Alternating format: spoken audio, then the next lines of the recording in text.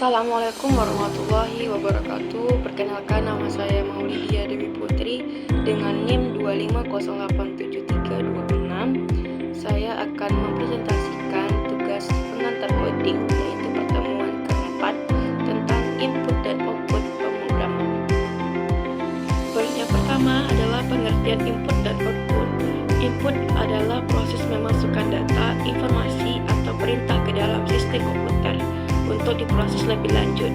Input merupakan bahan baku yang akan diolah oleh CPU menjadi akhir, yang disebut juga dengan output. Input dapat berupa teks, suara, gambar, atau perintah fisik yang dimasukkan melalui perangkat keras tertentu, sedangkan output adalah hasil keluaran atau produk akhir dari suatu proses, baik berupa barang, jasa, informasi, maupun data yang dihasilkan oleh sistem seperti komputer, mesin, atau kegiatan tertentu. Output merupakan lawan kata dari input untuk bertujuan memenuhi sasaran tujuannya telah ditetapkan. Selanjutnya yaitu adalah fungsi input. Yang pertama, memasukkan data atau memasukkan teks, angka, gambar, atau audio ke dalam komputer. Yang kedua, navigasi dan kontrol, yaitu menggerakkan kursor, memiliki menu, atau mengontrol karakter dalam game. Yang ketiga, interaksi manusia komputer, yaitu memungkinkan penggunaan memberi instruksi langsung seperti makroblok login. Yang terakhir adalah konversi data, mengubah data fisik seperti suara, tulisan tangan, dokumen, atau dokumen kertas menjadi data digital. Contoh perangkat input dan fungsinya. Yang pertama, keyboard, memasukkan data teks, angka, dan perintah pintasan. Yang kedua, mouse, menggerakkan pointer dan memiliki objek di layar. Yang ketiga, scanner, mengenai dokumen fisik menjadi file digital. Yang keempat, mikrofon, memasukkan data, suara, atau audio. Yang kelima, webcam, yaitu mengambil gambar atau video secara langsung. Yang keenam, touchscreen, memasuki input melalui sensor jari langsung pada layar. Yang ketujuh, joystick atau gamepad, yaitu kontrol untuk bermain game.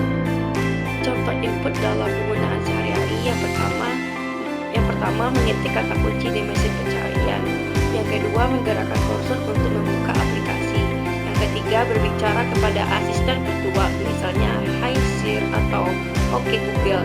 Yang keempat, memindai QR kode untuk pembayaran. Selanjutnya adalah fungsi output. Fungsi output yang disebut juga dengan keluaran dalam komputer adalah menyajikan penampilan atau mencetak hasil pemrosesan data seperti teks, grafis, atau audio agar dapat dipahami dan digunakan manusia. Ini bertindak sebagai jembatan komunikasi antar mesin dan pengguna, mengubah sinyal digital menjadi format yang dapat dimengerti. Ini adalah contoh perangkat output dan fungsinya.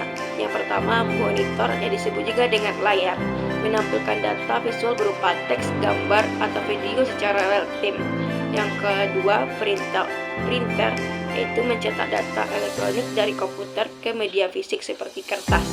Yang ketiga, speaker, mengubah sinyal digital dari komputer menjadi output audio seperti suara atau musik.